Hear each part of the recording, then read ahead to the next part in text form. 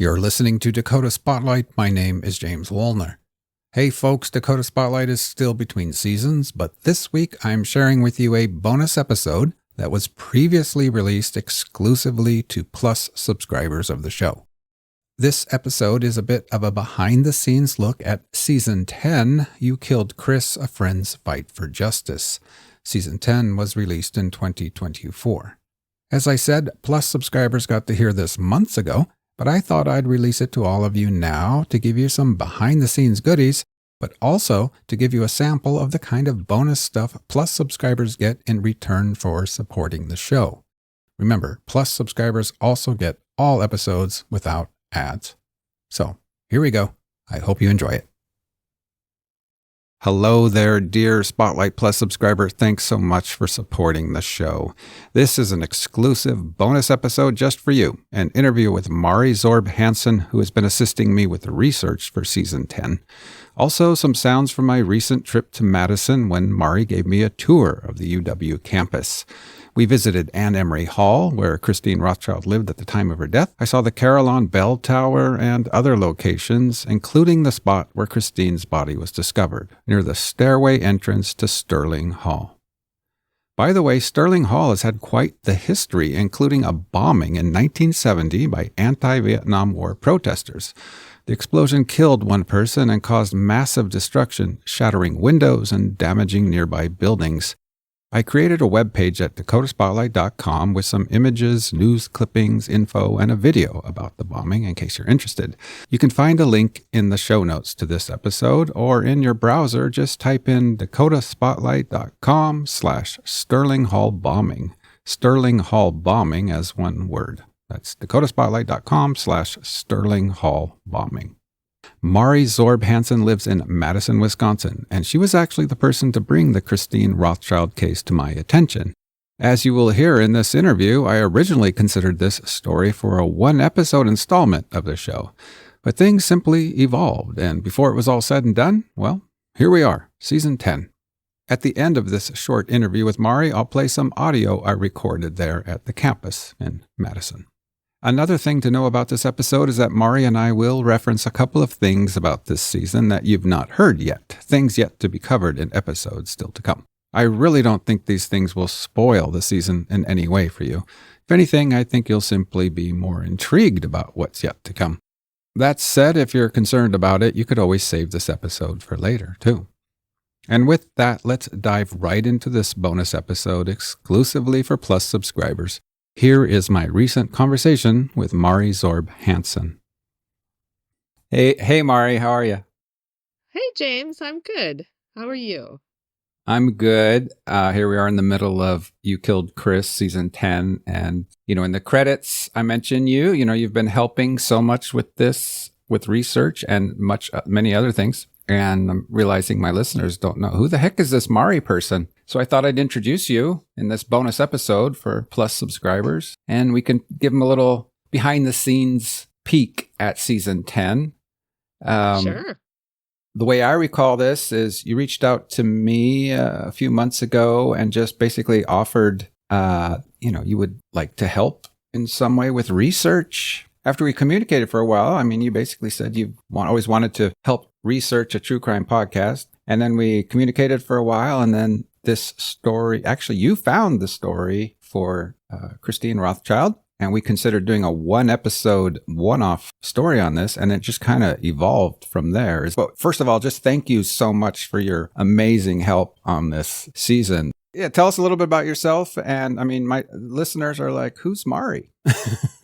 Well, I live in Madison, Wisconsin, and maybe I'll give you a little bit more about the origin story, how I found you. I had actually watched an episode of Dateline, which I don't even watch all that often. No shade to Dateline, but it was a story that happened in North Dakota, and I said, I would really like to find more podcasts that are just about Midwestern crimes, because I enjoy that sort of thing, being from the Midwest. And I have a certain soft spot for Midwestern accents. I have a little bit of a background in linguistics, and so I love that sort of thing. So I just Google searched like true crime podcasts in the Midwest. And then I found my way to Dakota Spotlight and I listened to season 1, Victor Newberry from season 1, and I loved it. And in particular, there's one episode where you talk about a guy who has like a stage act where he wears overalls and sings. The fact that that was included, like I obviously love true crime and in a variety of incarnations, but I love like kind of, for lack of a better word, like random human element stuff. And that to me was perfect. I was like, oh, I want to meet this guy. First meeting the guy in the overalls, but then I was like, maybe I should connect with James. I think I sent you an email. It would have been last fall, maybe. And, I figured if I don't hear anything, like, what's the worst that could happen? I don't hear anything. Or I guess you could have sent something rude back to me, but that seemed unlikely. Yeah, I don't know why I would do that. Right. Why would you do that? And then I think it was a while, and I just assumed, he's not interested in my collaboration. I remember that now. I remember responding and being genuinely surprised that I had forgotten to reply to you earlier. So I think I opened with like, did I ever respond to this? Exactly. Yes. You sent me a very brief email that said, did I ever respond to this? And I was like, actually, no. So. Well, I'm usually pretty good about I try to respond to almost all emails if they're not, spam. Sometimes it takes a little longer, but it took me longer to get to yours than normal. And I think I just, I missed it somehow, honestly. But yeah, when we started talking and we discussed doing a one, you can tell people you started looking into cases in Madison because I don't know, I must have said that I was looking to branch out a little further from the Dakotas. And then you started doing some research on local cases there, right? Yes, that is correct. I kicked off like what my husband deemed the death coffee. The what? The death coffee series, where I met a couple people in town to talk about murders. Oh yeah, yeah. And the first person I met for coffee was the retired county sheriff, happens to live quite close to me, and I knew that. And he's someone who I've actually heard on other podcasts. He seems to really like to talk to the press and such. So, I just reached out to him, I think with a Facebook message that said, or maybe it was on Nextdoor, and, just said, I would love to talk to you about some of your most interesting cases. And he was like, sure, let's meet tomorrow or something it was like very soon. And we had a lovely, like he literally talked to me for, I think I had to cut him off at like 90 minutes because I felt bad. Like his time is valuable. But he mentioned a number of cases, and one of them was Christine Rothschild. But he also said, I had coffee with someone else who just wrote a book about cold cases. So that's how we got to Kevin Damask, who's in this season. He wrote the book called Cold. So next I reached out to him, and because Madison is actually quite a small town, it turns out his job, he runs a program at the VA hospital here that one of my closest friends volunteers for. So she, I think after I Googled his name and heard about the book, I reached out to my friend and said, oh, do you know this Kevin guy? And she was like, oh, yeah, he's great. So then I met up with him and we had coffee and talked. He has 7 cases in his book. We talked a little bit about all of them, but then you and I had some back and forth and thought that this Christine case might be a good one. So. And I'm glad we did. It's a fascinating case. And, I'm just in general interested in that time period, the 60s. So it's been a fun ride. I want to tell people and you that one of the things I really appreciate about working with you, and I noticed it on one of the very first, I know for lack of a better word, tasks that you took on. Maybe that was talking to Kevin. You emailed me, and your attention to detail and organization in your email was just amazing. Like, this is a person who likes doing research. You know, you Yes. so you very, very detailed and organized. It was fantastic. So it's been a pleasure working with you. So again, thank you so much. Oh, yeah. Well, I feel the same way. I think, yes, attention to detail is an important part of our working relationship and the style of podcasts that you produce. Let's tell people a little bit about our little walk around the campus there, and just a little bit about the campus in general, if you want. I know your dad went to school there. In fact, he was a senior the year Christine was killed. Is that right? That is correct. Yes, he graduated in spring of 1968. Tell us about your dad a little bit, if you'd like. He was a very diehard UW alum. And he was the most loyal Badger. He actually had a major in rural sociology, which is now Mm-hmm. called something else. I can't recall what it is. But he got there because he was uninterested in the foreign language requirement that was in the School of Letters and Science, so he ended up in the School of Agriculture. Okay. He loved history and he loved the whole 60s period. And he kind of in a similar vein to Linda and Christine, he was not pro Vietnam War, but he was not interested in the demonstrations. He did Right. not take part in those, and I think he kind of didn't like the kind of the bad press that the university got over some of the Dow Chemical stuff. But again, he Yeah. wasn't pro Vietnam. He just wasn't out there demonstrating, not unlike Christine and Linda. So Yeah. I mean, you think about it, there's probably this whole subset, easy to think about the pro and anti-Vietnam people on the extremes, but I'm sure there was just huge portion of the student body that just wanted to go to class, or they could be, opposed to the war, but didn't think maybe this was the way to go about it. I mean, there's lots of flavors there. I think there was a lot in between. And I got that sense when I talked to Dr. Lou Bernhardt as well, that he might have been in that camp. Speaking of Lou Bernhardt, since we're going behind the scenes, like he and I are friends now. We're going Oh, out. how cool. We're going out to breakfast and That's great. I'm reading some books he recommended. And yes. Well, and frankly, that has been a pleasant surprise about this project. You and I have discussed quite a bit. I think we're both introverts. Yes, absolutely. But sometimes, like, if the right kind of interview or a decent interview, I don't know, like it feels good when you feel like you've sort of made that connection and not just gotten whatever the money quotes are, but Yeah.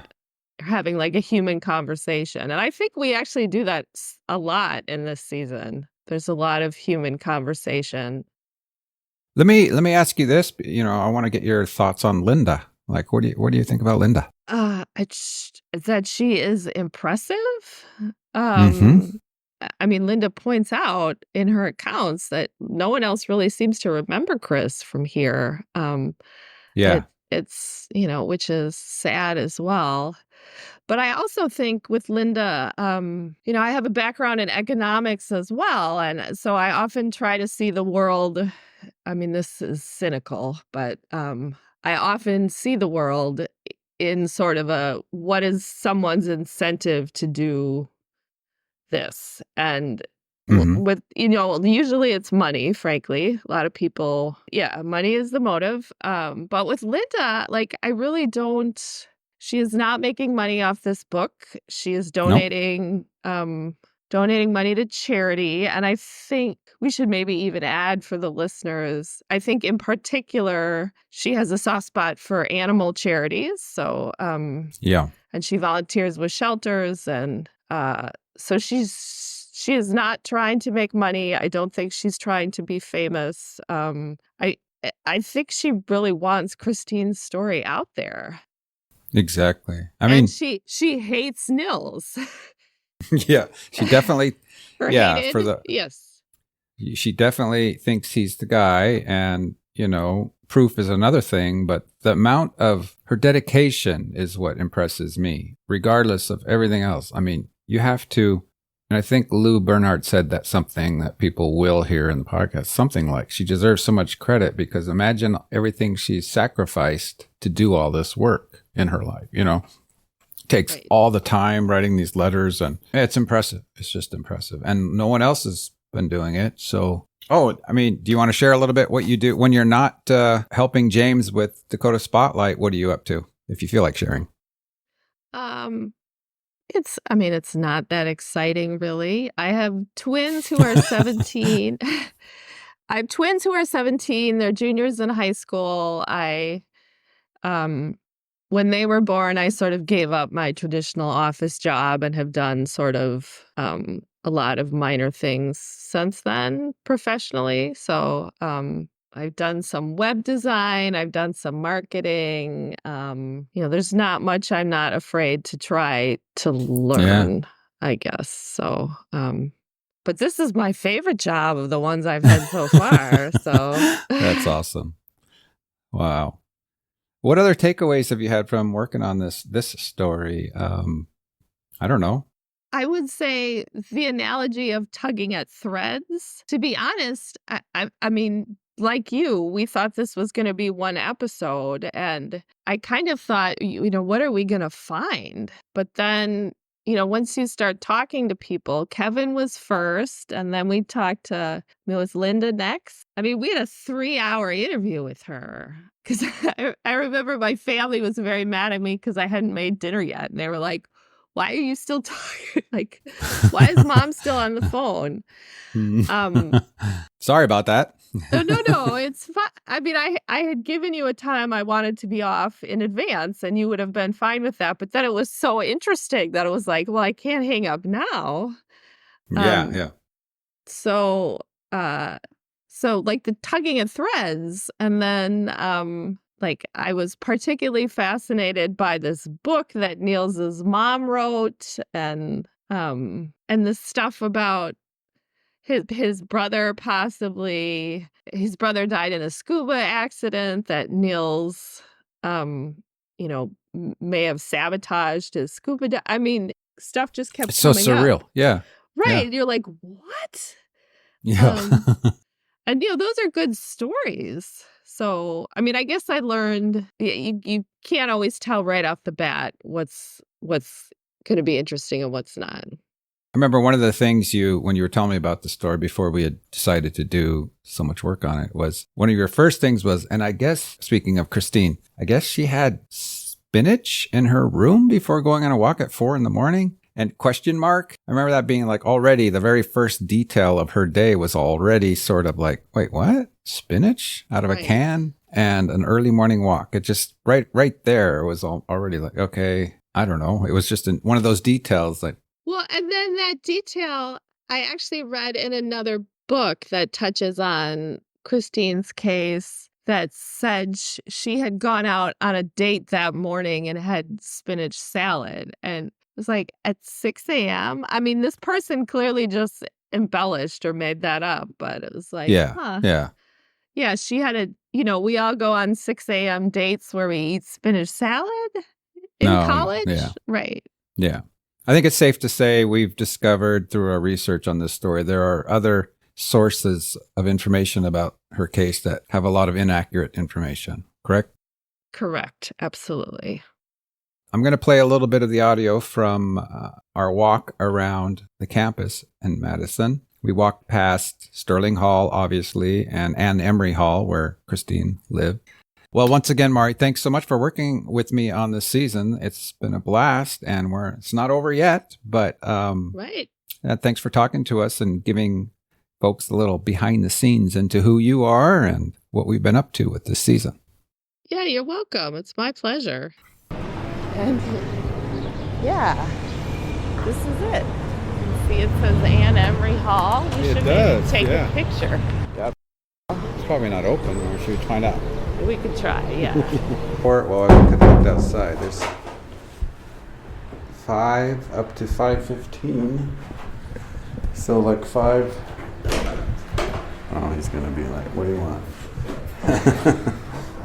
Hi. Do you need to get in? We don't. We don't have to. We were just working on a story. Oh, Unless I take a real quick look? You sure can. Okay, thank you. Go ahead. Oh, look at this floor. I mean, I'm assuming it might be very old. Well, the first thing, I don't even have to say it, quiet. Oh, yeah. It's quiet. So somewhere, so there's room 110, so yeah, it would have been this. Can I just walk down the hall? Sure. Let's go down this way.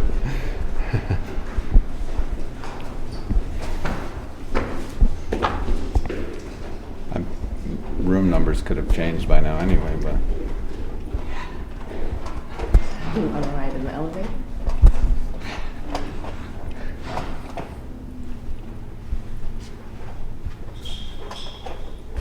I don't want to say it's cool being here, but. It's pretty cool that all these buildings are still here. Yeah. 103.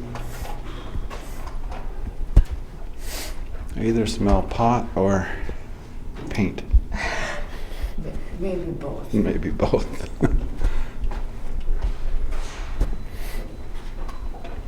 Yeah, any one of these rooms could have been. I think it's in Linda's book, but you know, if they've changed the layout and stuff of the, Yeah. they're probably different room numbers. Ugh, elevator. But somewhere here, she was last seen walking down this hallway, or maybe this one over here, and she Yeah. walks past, oh, what do they call it? The house mother or whatever. House mother.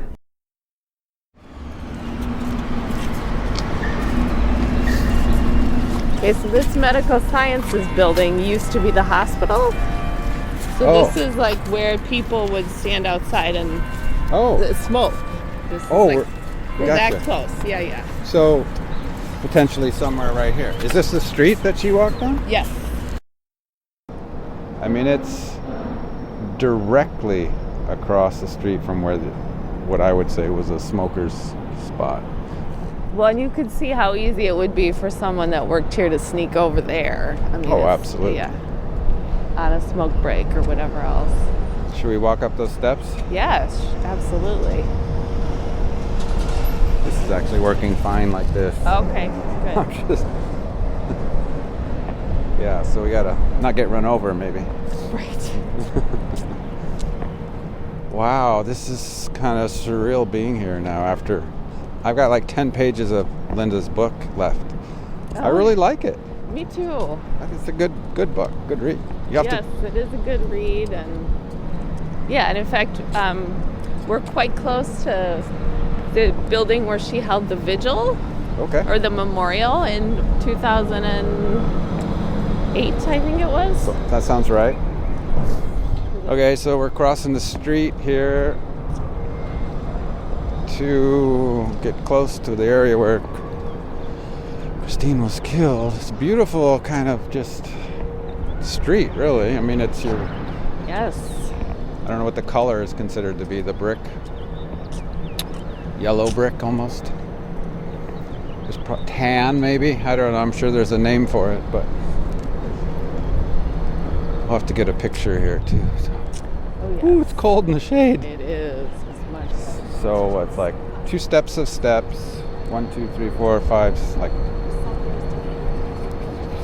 10 steps, and then a landing, flat landing, where you could actually get off of the steps over to the right in that area where she was killed, right? Yep.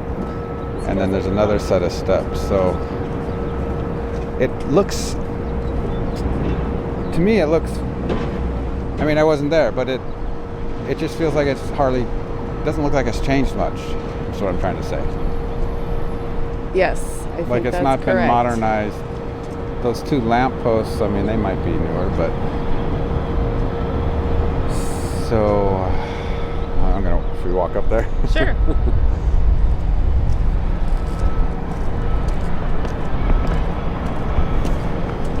I mean, we're basically walking off of the landing here to the right. From my understanding, right behind these bushes that we're looking at, somewhere in there she was found. Pretty close to the windows, maybe? Yes. I don't know. It's kind of creepy, even all these years later, to be honest. But, Yes. she could have also been, like, thrown from the top. Yep. But, I don't know. I think they teach mostly physics in here now.